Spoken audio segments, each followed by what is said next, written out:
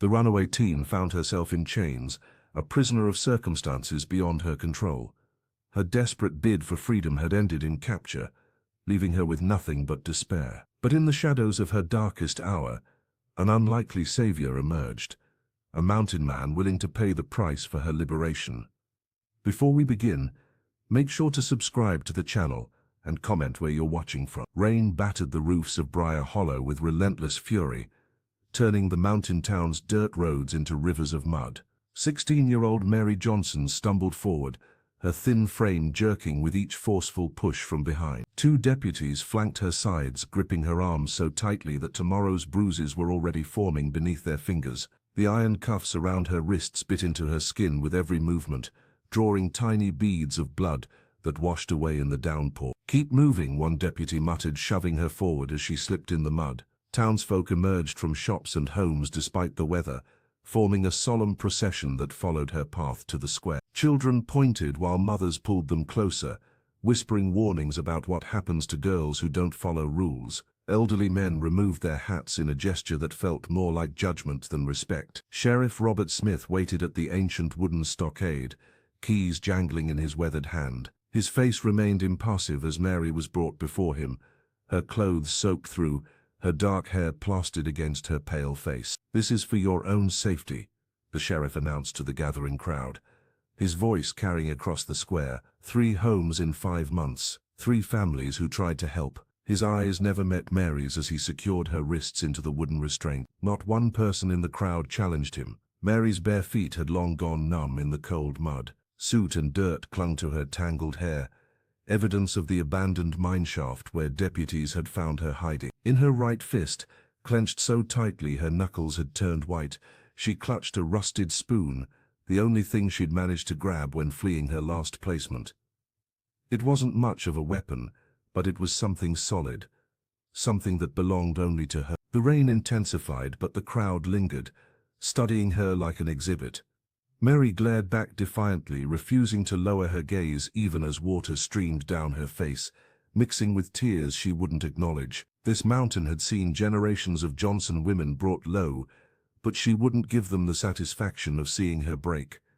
A woman whispered to her companion, "Third Johnson girl to end up in trouble. It's in their blood." Mary strained against the wooden restraints, her jaw clenched tight. She had survived foster homes with locked refrigerators and midnight check-ins from men who shouldn't have keys. She had endured social workers who wrote "difficult and troubled" on her file without asking why she couldn't sleep with her door closed.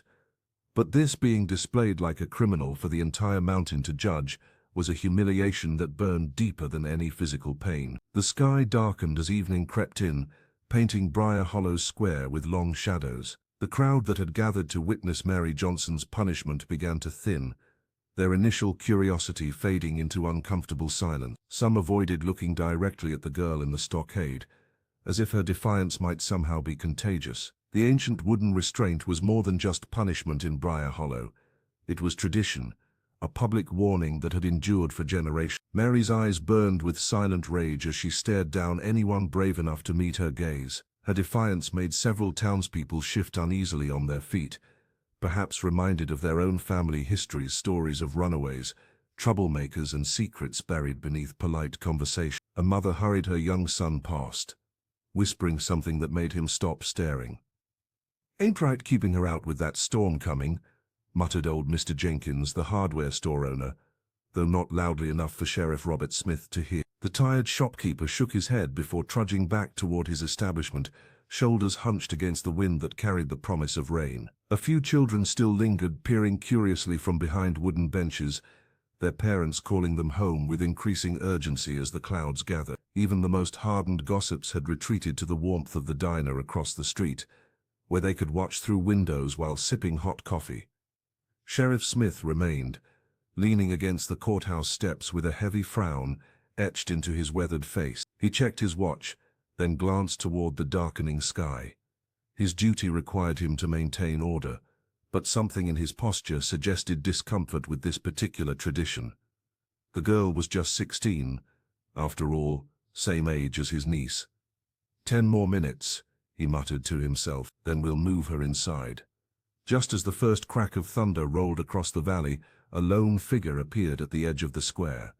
The silhouette stood motionless for a moment, observing the scene from a distance. Then, with deliberate steps, the stranger moved forward into the dim light of the square's single lamppost.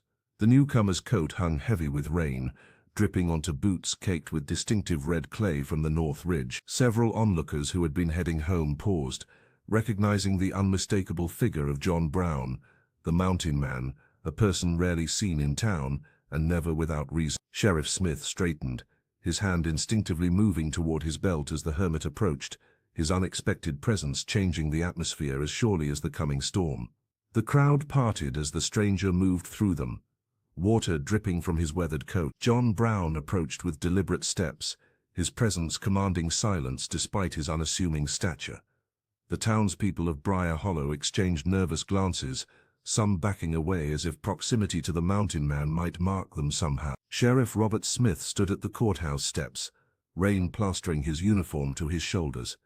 He extended a hand in warning, but John ignored the gesture entirely, his gaze fixed on the girl in the stockade. Mary Johnson's defiant eyes met his, neither pleading nor surrendering. "This isn't your business," the sheriff said, his voice nearly lost in the downpour. Without acknowledgement, John reached into his pocket and withdrew $7 silver. The coins caught what little light remained in the stormy evening, gleaming against his calloused palm. One by one he placed them on the wet stone step, each making a distinct sound against the granite. 7 coins, the traditional fine for claiming responsibility for a troublemaker in Briar Hollow, a custom older than anyone present could remember. The rain seemed to soften around them, as if nature itself was holding its breath. Droplets hung suspended from the mountain man's beard as he finally spoke. "I'll take her," he said, the words barely audible, yet somehow filling the square. The statement wasn't a request or a negotiation. It was a simple declaration that echoed against the surrounding buildings and reverberated up toward the ridges that framed their valley. For a moment, even the constant mountain rain seemed to pause. Sheriff Smith's jaw tightened. Everyone knew of John Brown, the hermit who lived high on the ridge, appearing in town only for necessities, speaking to no one. Rumors about him had circulated for years, though none had ever been confirmed. "She's a ward of the state," the sheriff countered, but his voice lacked conviction. An elderly woman in the crowd cleared her throat. "The law's the law, Robert. $7 buys responsibility. Always has."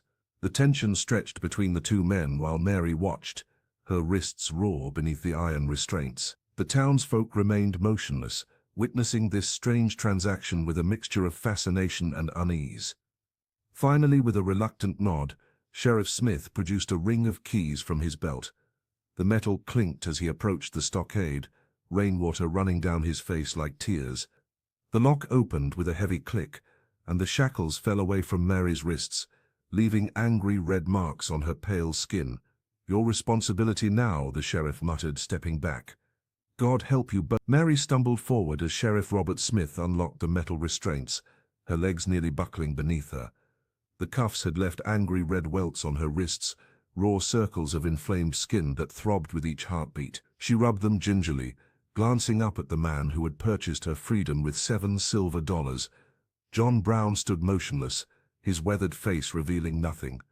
In Briar Hollow, everyone knew of the mountain man, though few had ever spoken with him. His broad shoulders were hunched against the rain, his clothes soaked through, yet he seemed unbothered by the discomfort. He offered no hand to steady her, no reassuring words, only silence. Without ceremony, John turned away from the courthouse steps and began walking toward the ridge that loomed beyond the town's boundaries. His boots left deep imprints in the mud as he moved with the confident stride of someone who knew every inch of the terrain. Not once did he look back to see if Mary followed. The 16-year-old hesitated, her bare feet sinking into the cold earth. The rusted spoon remained clutched tightly in her fist, its familiar weight the only constant in her tumultuous life. She scanned the faces of the townspeople, searching for any sign that she should stay, but found only averted gazes and uncomfortable shuffling. "Better the mountain than another foster home," whispered a woman near the back of the crowd. Mary's gaze drifted to the path the hermit had taken. The mountain rose like a dark sentinel against the stormy sky, mysterious and forbidding. Yet something about its wild freedom called to her, a promise of space without judgment, of silence without demands. She took one tentative step forward, then another. Each movement sent pain shooting through her feet, cuts and bruises protesting as she limped after her unlikely savior.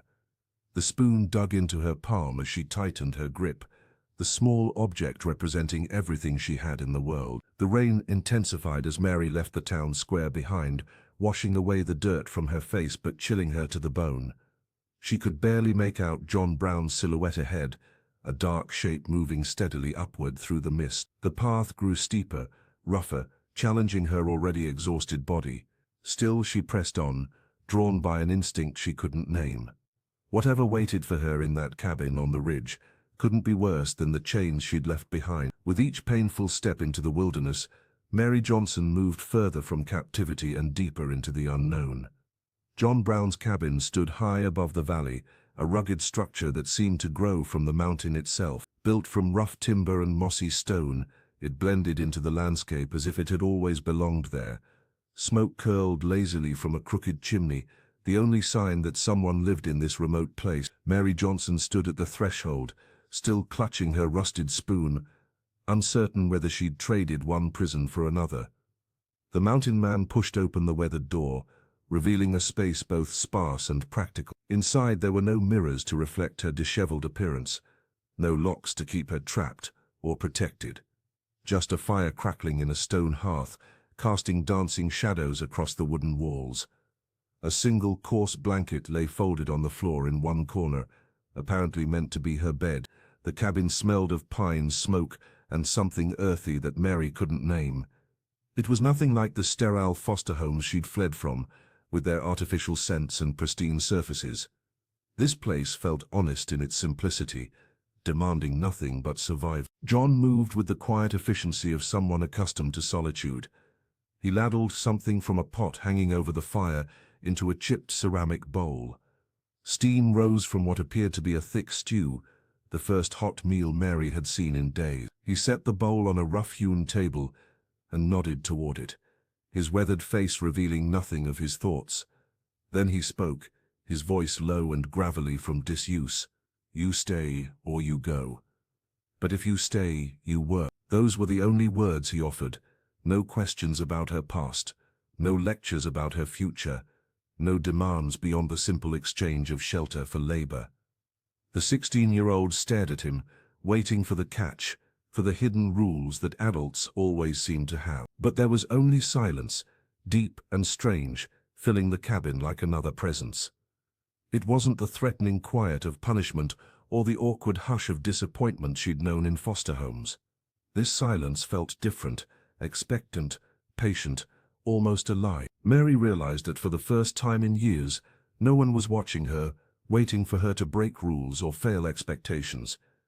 The silence offered her something she hadn't experienced before: choice. She sat down at the table and picked up the wooden spoon beside the bowl, setting her rusted one carefully beside it. The silence wrapped around her, heavier than any cage she'd known. But somehow, it didn't feel like confinement. It felt like space to breathe. Mary Johnson's muscles screamed in protest as she followed John Brown up the steep trail before sunrise. The mountain air bit through her thin clothes, making her shiver as they climbed higher than they had ventured before. Each morning for the past 2 weeks had begun this way. Wordless hikes that seemed to have no purpose beyond testing her endurance. "Here," John said, kneeling beside a cluster of plants. His calloused fingers gently moved the soil. "Wild ginseng.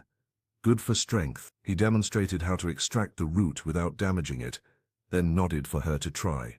Mary's hands trembled from exhaustion, but she mimicked his movements precisely. The hermit rarely spoke, but when he did, she'd learned to listen carefully. Each lesson, finding edible plants, starting fires with flint and steel, reading weather patterns in cloud formations, was delivered without elaboration, as if survival itself was explanation enough.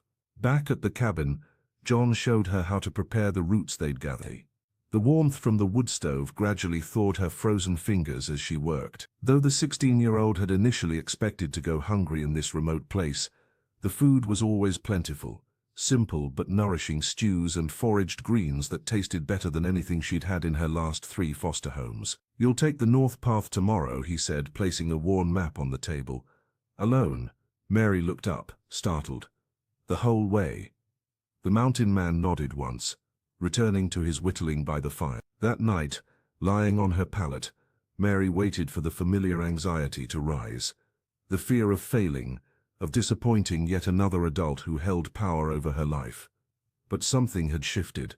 Her body, once soft from inactivity, had grown leaner and stronger. Her posture, previously hunched to avoid attention, had straightened with newfound confidence. What puzzled her most was what John didn't do. He never shouted when she made mistakes, never demanded she explain her past or the circumstances that had led to her being chained in the town square, never required her to perform gratitude or affection to earn her keep. In the silence between them, Mary found something unexpected: space to breathe, to think, to simply exist without judgment. No social worker analyzing her responses, no foster parent waiting for her to slip up, no sheriff watching for signs of trouble. For the first time since she could remember, Mary wasn't being asked to be anything but present. In the quiet of the mountain cabin, she began to recognize herself again, not as a case number or a problem child, but as a person with strength, with worth, with choices still to make. Rain drummed against the cabin's wooden roof as Mary Johnson huddled by the fire, shivering despite the flames. The temperature had dropped suddenly, and her thin t-shirt offered little protection. She remembered seeing a chest of clothes in the attic when John Brown had shown her around the cabin during her first day. "I'll be back before dark," John had muttered before heading out to check his traps. Mary climbed the narrow ladder to the attic, ducking to avoid the low beams. The space smelled of cedar and dust, illuminated only by what little daylight filtered through a small window. In the corner sat an old cedar chest. Mary opened it expecting sweaters, but found instead a weathered trunk beneath some blankets. Curiosity overtook her as she lifted its heavy lid. Inside lay dozens of letters neatly stacked and tied with twine, all unsealed and unsent. Each envelope bore a different name: Eliza, Sarah, Rebecca, Tammy, girls she'd never heard of. Mary picked one at random and began to read. The letter, written in John's surprisingly elegant handwriting, spoke to a girl named Catherine, who had stayed at the cabin 3 winters ago. "You chose to leave yesterday," it read. "I hope the skills you learned here serve you well. Remember that freedom isn't just about escaping. It's about building something worth staying for." Mary read another, then another. Some were brief notes of encouragement, others detailed accounts of progress made: learning to track deer, building a fire in the rain, standing up to fear. The mountain man had documented each girl's journey, their struggles and triumphs, their nightmares and healing. Not once did any letter mention chains or punishment. Instead, they spoke of choice, of agency restored, of strength discovered. Mary's fingers trembled as she realized she wasn't the first. John had been rescuing girls for years, perhaps decades. Questions swirled in her mind. Why had no one in Briar Hollow ever mentioned these girls? Why did Sheriff Smith act as though John was merely an eccentric hermit rather than a savior of lost children? And most puzzling, why keep these letters rather than send them?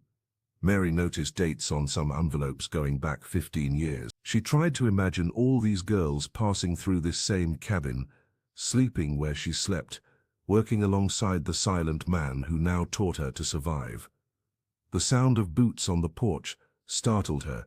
Quickly Mary returned the letters to the trunk, but took a sweater from the chest above. As she descended the ladder, her mind was filled with ghosts, girls who had come before her, whose stories had somehow faded into silence, just as hers might one day. That spring, the creek thawed early and wildflowers painted the slopes in vibrant purples and yellows. Mary Johnson found herself waking before dawn, eager to start the day's tasks.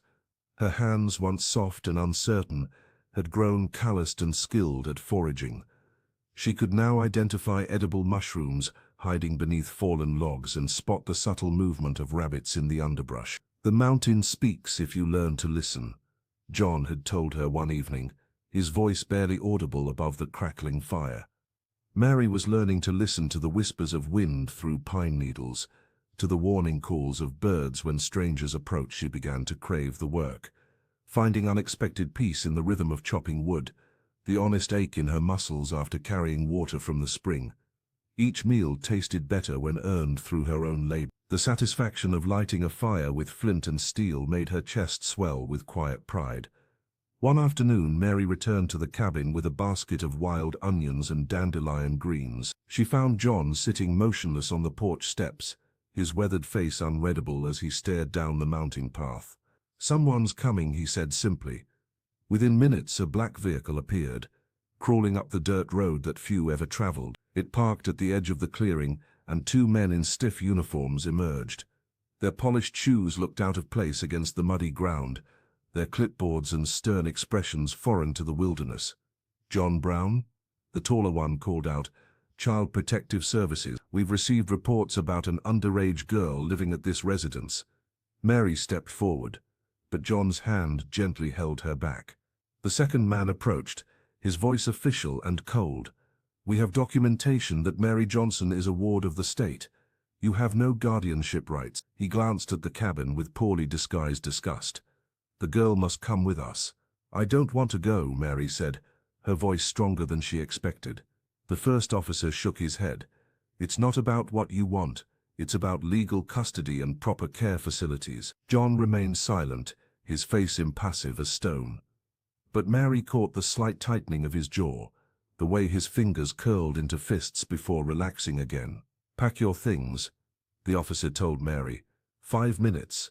As she stumbled into the cabin, Mary's eyes burned with unshed tears. The mountain's peace had been shattered, the sanctuary breached by the outside world.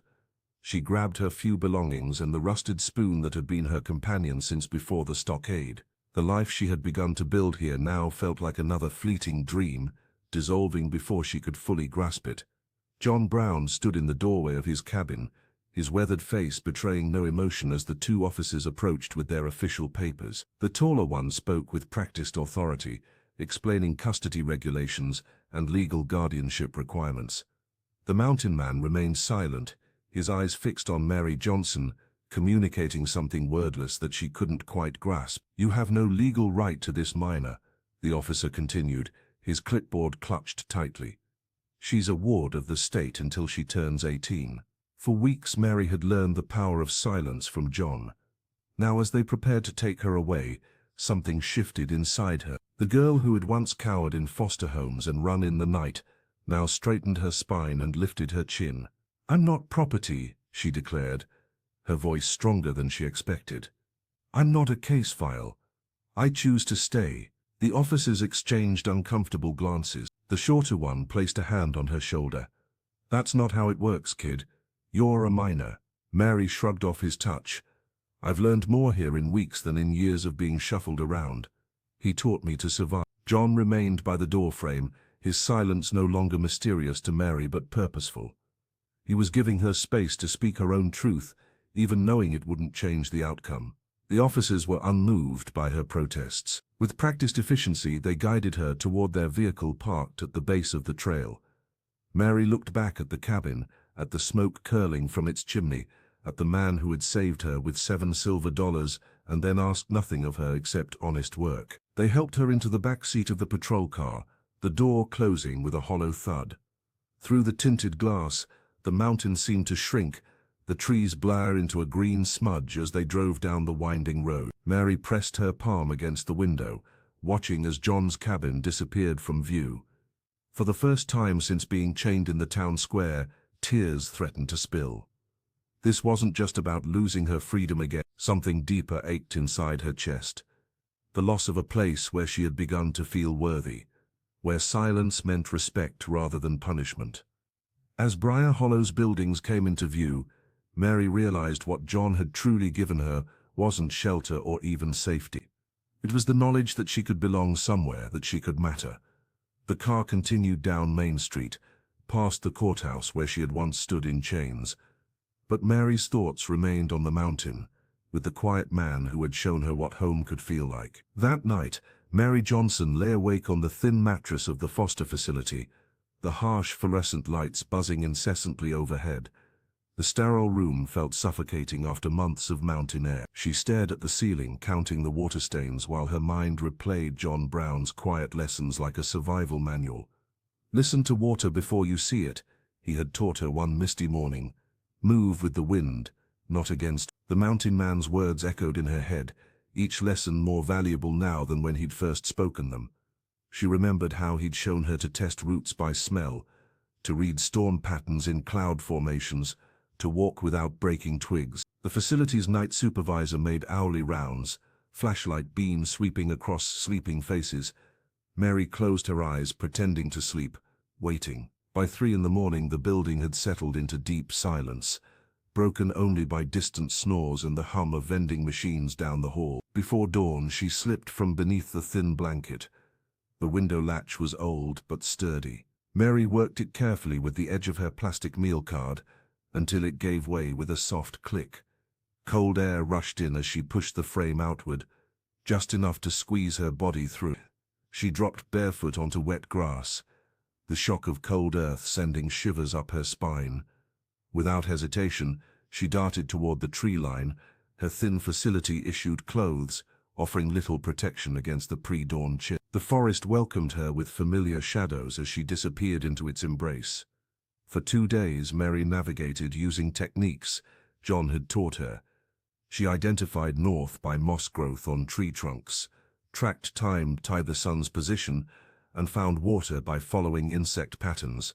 When hunger gnawed at her stomach, she dug for the bitter roots she'd learned to recognize, washing them in stream water before chewing them slowly. On the first night, she curled beneath a fallen log, listening to coyotes howl in the distance. She remembered John's advice, "They're more afraid of you than hungry for you."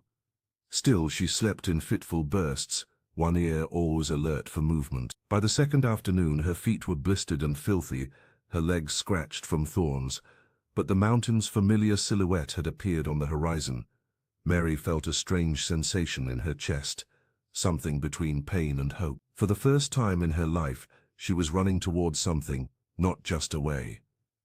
As twilight approached, she pushed forward, driven by the memory of the cabin's warmth and the strange peace she'd found in John's silent company. The mountain was calling her home. Mary Johnson's feet left small bloody imprints on the forest floor as she finally reached the cabin. 2 days of navigating through wilderness had taken its toll. Her stomach growled painfully, and exhaustion weighed on her shoulders like a physical burden. The mountain had tested her, but she'd used everything John had taught her to find her way back. The cabin door creaked open to reveal an emptiness that struck her immediately. Something was wrong. The familiar scent of pine and wood smoke lingered, but the space felt hollow, abandoned. No fire crackled in the hearth. No kettle whistled. No quiet footsteps moved across the wooden floors. "John?" she called, her voice echoing against the timber walls. Only silence answered. Mary moved through the small space, touching the cold stove, the empty water bucket. The mountain man was gone. Her chest tightened as she realized she truly was alone now. The facility had likely come for him too, punishment for harboring a runaway. In the corner where she usually slept, Mary spotted something that made her breath catch. John Brown's coat lay folded neatly on her sleeping mat. The worn fabric had become as familiar to her as its owner, patched at the elbows, smelling of forest and earth. He had left it deliberately, a final gift perhaps, or maybe a message. Mary sank down beside the mat, her bleeding feet finally giving way. She picked up the coat with trembling hands, running her fingers over the rough material. It was the only possession of value the hermit seemed to own, and he had left it for her. Wrapping the coat around her shoulders, she curled into herself on the sleeping mat. The garment enveloped her like an embrace, carrying the scents of pine needles, wood smoke, and something uniquely John, a mixture of honest sweat and mountain air. For a moment, tears threatened to spill, burning behind her eyelids. "No," she whispered fiercely to herself, swallowing the lump in her throat. Crying wouldn't help. It never had. The 16-year-old had survived foster homes, facilities, and the cruelty of Briar Hollow's judgment. She had endured the stockade and the shame. She had escaped and found her way back through wilderness using only her wits. Mary pulled the coat tighter around her shoulders, The cabin might be empty, but it was shelter. Tomorrow she would find food. Tomorrow she would rebuild. She had survived alone before. She could survive again. As darkness settled over the mountain, she stared at the cold hearth, determination hardening within her. This place had become more home to her than anywhere else had ever been. And she would not abandon it, not even if its owner had disappeared into the night. As dusk deepened, a figure emerged from the woods, a girl, older and confident, her eyes sharp with memory. Mary tensed, reaching instinctively for the rusted spoon she kept tucked in her pocket. The stranger's boots crunched on fallen pine needles as she approached the cabin, her silhouette backlit by the fading mountain light. "You must be Mary Johnson," she said, her voice carrying a familiar weariness. "I'm Anna Davis. I lived here once, too." Mary stood frozen in the doorway, studying Anna's face, the determined set of her jaw, the watchful eyes that seemed to catalogue every detail of the cabin behind Mary. This woman knew the place, knew its secrets. "How did you know I was here?" Mary asked, not moving from her defensive position. Anna smiled slightly. "We all keep track when someone new arrives at John's. Word travels through our network." She gestured toward the ridge. "May I come in? It's getting cold." Before Mary could decide, more shadows appeared between the trees. Girls of different ages emerged from the darkening forest, some barely teenagers, others nearly women. They approached silently, their movements cautious but purposeful. Mary counted 7, then 9, each face bearing a quiet recognition as they looked at the cabin. "What is this?" Mary whispered, backing up slightly. "We're John's girls," a younger one said, her voice soft but steady. "Or we were." They formed a circle around the cabin, strangers bound by the same story. One carried a small lantern that cast flickering light across their faces. Mary recognized something in each of them, a familiar hardness around the eyes, a certain way of standing that suggested readiness to run. "Every few years John takes someone in," Anna explained, stepping closer. "Teaches them to survive, gives them space to heal. Then he disappears for a while." A tall girl with braided hair nodded. "I was here 4 winters ago, chained to a courthouse railing for stealing medicine. I was caught jumping a train," another added. One by one, they shared fragments, not full stories, just enough for Mary to understand. These were the authors of the letters in the attic. Their handwriting now matched to faces. They had all been lost once, all found temporary sanctuary in this rough-hewn cabin. "We came to see if you needed anything," Anna said, her eyes meeting Mary's, "and to let you know you're not alone. Not anymore." Mary stepped back from the doorway, a silent invitation. The circle tightened as the girls moved closer, bringing with them the scent of pine and distant wood smoke. For the first time since John had disappeared, Mary felt the cabin walls expand rather than close in. As the mountain air chilled with evening, Mary Johnson sat cross-legged on the cabin floor, listening intently as Anna Davis explained the intricate web she had created over the years. The confident young woman traced invisible lines on a worn map spread between them, pointing to safe houses and hidden routes throughout the county. "We've helped 23 girls since I left this cabin," Anna said, her eyes reflecting the flickering firelight. "Each one was like us, nowhere to go, no one to trust. The system failed them, just as it failed you and me." Mary stared in wonder at the former runaway.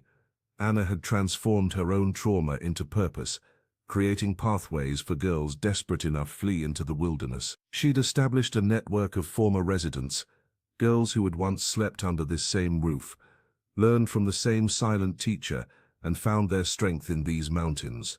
"Each girl who stayed here has a letter in that attic," Anna explained, gesturing toward the ceiling. "John made us write them, not to send, but to remember, to acknowledge what we survived." The revelation struck Mary deeply. Those letters weren't just forgotten memories, they were testament to lives transformed. She thought of her own letter, tucked between weathered floorboards, words she'd written about chains and freedom, about the town square and the $7 silver that had purchased her release. "What happens when they find us?" Mary asked, her voice barely above a whisper. Anna smiled. "They always do. But by then the girls aren't the same. They've learned to track deer, to read weather patterns, To build shelter, John doesn't just hide us, he teaches us to survive. As night deepened, more women arrived, some barely older than Mary, others with lines etched into their faces. They gathered around the hearth, sharing stories of their time on the mountain, of John's sparse words and demanding lessons. By dawn they had formed a plan. The cabin would become more than a temporary hiding place. It would be a refuge where girls could truly heal. Anna would coordinate the network, using her connections to identify those most in need. Mary, with her fierce determination and fresh memory of captivity, would help newcomers adjust to mountain life. And John, wherever he was, would be welcomed back as their teacher. "This isn't about hiding anymore," Anna declared as morning light filtered through dusty windows. "It's about building something that lasts. Something they can't take away." Mary nodded, feeling the weight of purpose settle on her shoulders. For the first time since her chains had been unlocked in the town square, she felt not just free, but necessary. The storm clouds gathered over Briar Hollow as Mary Johnson stood at the edge of the North Ridge, watching men in hard hats mark trees with bright orange paint. Word had spread through town like wildfire. Apex Development Corporation had purchased the entire northern section of the mountain, with plans to create a wilderness retreat for wealthy tourists seeking authentic mountain experiences. "They're starting next week," Anna Davis said, joining Mary on the overlook. Her voice was tight with anger. The town council voted 4-1 in favor. Mary felt her stomach twist. The marked trail that wound past John Brown's cabin wasn't just dirt and stone, it was sacred ground. Every girl who had ever found refuge on this mountain had walked that path, their footsteps a testament to survival and rebirth. The thought of bulldozers tearing through those memories made her hands clench into fists. "Sheriff Smith couldn't stop it?" Mary asked, though she already knew the answer. Anna shook her head. "He tried, but they're talking about tax revenue and jobs. The mayor keeps saying this town needs to move into the future." That night, the girls gathered in the cabin's main room. Some sat cross-legged on the floor, others perched on wooden stools. The youngest, a 12-year-old who'd arrived just 3 weeks earlier, huddled near the fire, eyes wide with worry. "If they cut off the trail, how will anyone find us?" she whispered.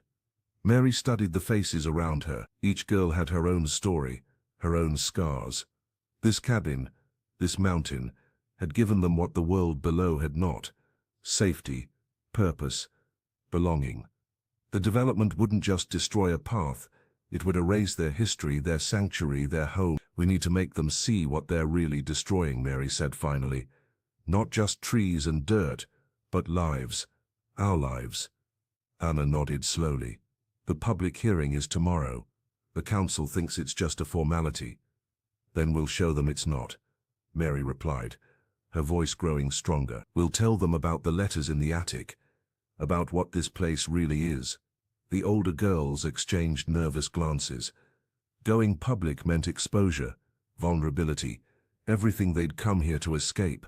"I know it's scary," Mary acknowledged, "but staying silent means losing everything." She moved to the window, looking down at the twinkling lights of Briar Hollow. The town that had once chained her in the square now held her future in its hands. The irony wasn't lost on her. "Tomorrow," she said quietly, "we make them listen." The town hall buzzed with tension as Mary Johnson stood before the crowd, her fingers trembling against the podium. Faces she recognized from the town square months ago, the same ones who had watched her chained, now stared back with a mixture of curiosity and discomfort. The land developer sat in the front row, his expensive suit out of place among the worn flannel and denim of Briar Hollow. "My name is Mary," she began, her voice barely audible at first. 8 months ago I stood in chains in your town square." She paused, gathering strength from the memory of the mountain's silence. "I was 16, scared, and had nothing but a rusted spoon and the clothes on my back." The room shifted uncomfortably as she described her journey, how John Brown had paid $7 silver for her freedom, how the cabin had become more than shelter. Her voice grew steadier as she spoke of learning to forage, to build fires, to trust the mountain's rhythms rather than fear them. "That ridge isn't just land," she continued, pointing toward the window where the mountain loomed. "It's a lifeline. For girls like me, for girls before me. Mary pulled out a weathered envelope from her pocket. In the attic of John's cabin, there are dozens of letters. Each one tells the story of someone who found themselves when everything else was lost. She looked directly at Sheriff Smith, who shifted in his seat. While you were locking us up, he was setting us free. The teenager unfolded a piece of paper, the creases worn from repeated handling. Before John disappeared, he left this for me. Her voice cracked slightly. You are not mine. You are not theirs. You are yours. If you stay, let it be because you now know your worth. The silence that followed was absolute. Even the developer had stopped checking his phone. That trail you want to bulldoze? Mary continued, her eyes moving across the room. It's the path every girl like me has walked to find herself. It's where Anna Davis found her strength. Where I learned I wasn't just a case number.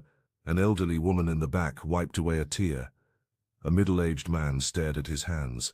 The sheriff's gaze remained fixed on Mary, something like recognition dawning in his eyes. I'm not asking for charity, she concluded.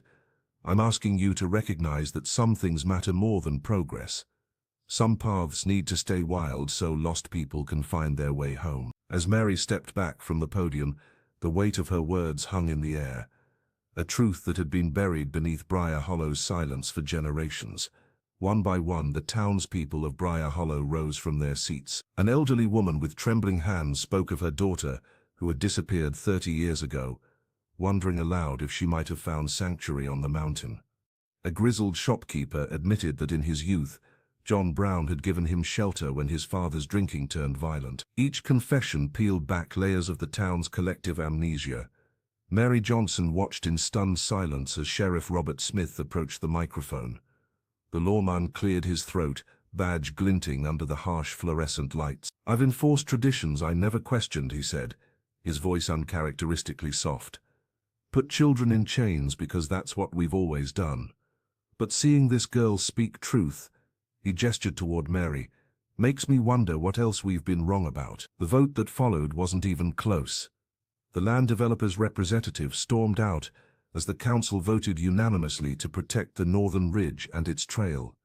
People cheered, their voices echoing against the wooden panels of the town hall. Mary felt Anna's hand squeeze her shoulder, a silent acknowledgement of what they'd accomplished. Outside, beneath a sky scattered with stars, townspeople approached Mary. Some offered awkward apologies, others simply nodded in recognition. An old woman pressed a jar of preserves into her hands, murmuring something about strength.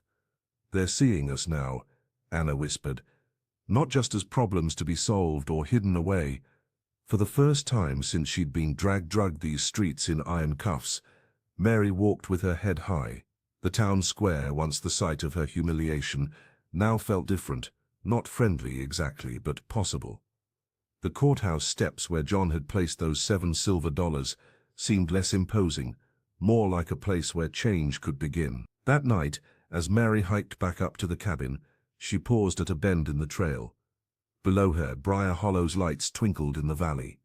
She remembered how she'd once seen those lights as warning signals, markers of danger and judgment. Now she understood that towns, like people, could learn and grow. It's not perfect, she told Anna as they reached the cabin. But it's a start. That's all any of us get, Anna replied, stoking the fire. A start. Mary nodded, realizing that the greatest change wasn't in the town or even in the saved trail. It was in herself. She had transformed shame into pride, silence into voice, and in doing so had helped others find their courage too. Anna Davis pressed a sealed manila folder into Mary Johnson's hands, her eyes holding a mix of caution and hope. I have friends at the county office, she whispered, glancing over her shoulder though they were alone on the cabin porch.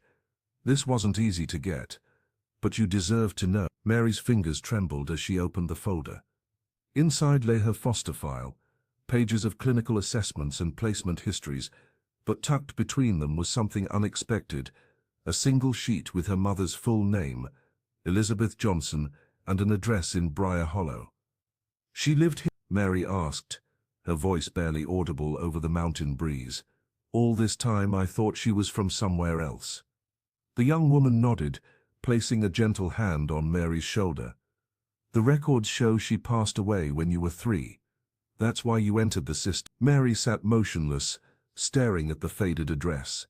The revelation struck her like a physical blow. Her mother hadn't abandoned her for another life. She'd simply died. All those years of anger suddenly seemed misplaced, directed at a ghost who never chose to leave. The next morning, Mary hiked to the southern edge of town where a small, overgrown cemetery nestled among pine trees.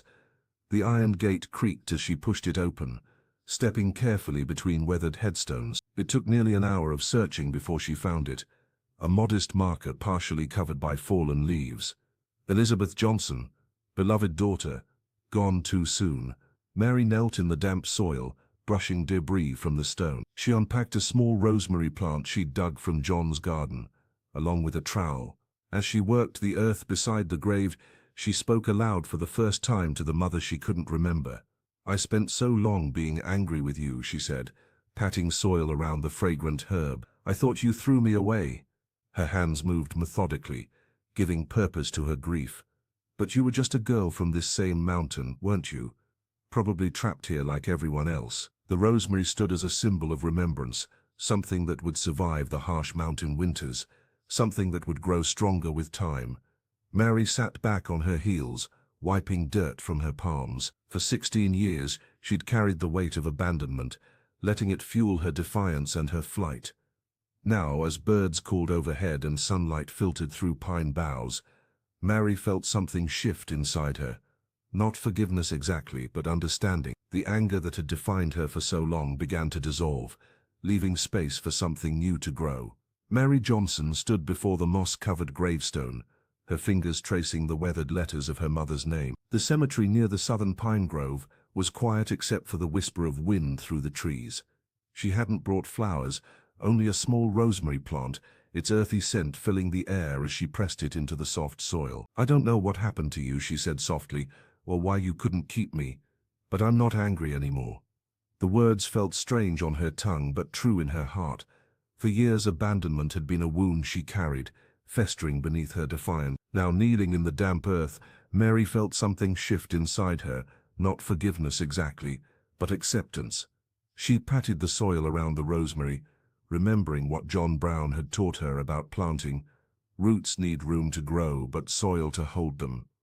The metaphor wasn't lost on her. She'd been running so long she'd forgotten what it meant to be rooted.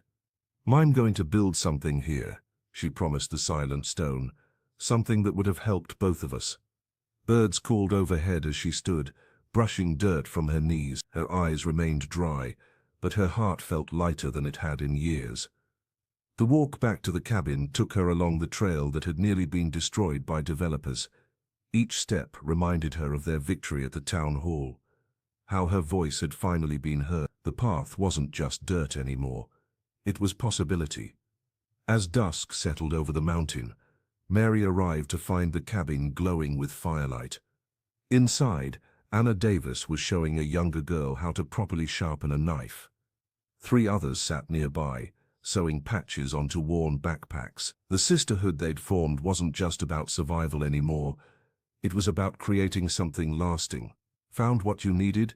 Anna asked, her experienced eyes noting Mary's changed demeanor.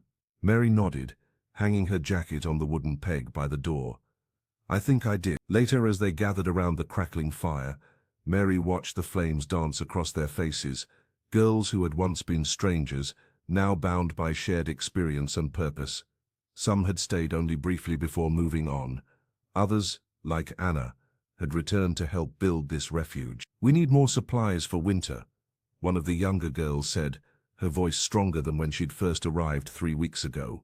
Mary smiled, realizing that their sanctuary was growing roots deeper than fear or pain could reach. What had begun as John Brown's solitary mission had become something more powerful, a community that could sustain itself even in his absence. As the fire burned low, Mary knew with certainty that she had finally found her place, not as someone who needed saving, but as someone who could help others save themselves. On the last day of summer, Mary Johnson stood on the ridge outside John Brown's cabin, her eyes scanning the valley below. The mountain air carried the first hint of autumn chill, and she pulled her worn jacket tighter around her shoulders. Something caught her attention, a small figure trudging up the base of the trail, movements halting and uncertain. Mary squinted against the fading light.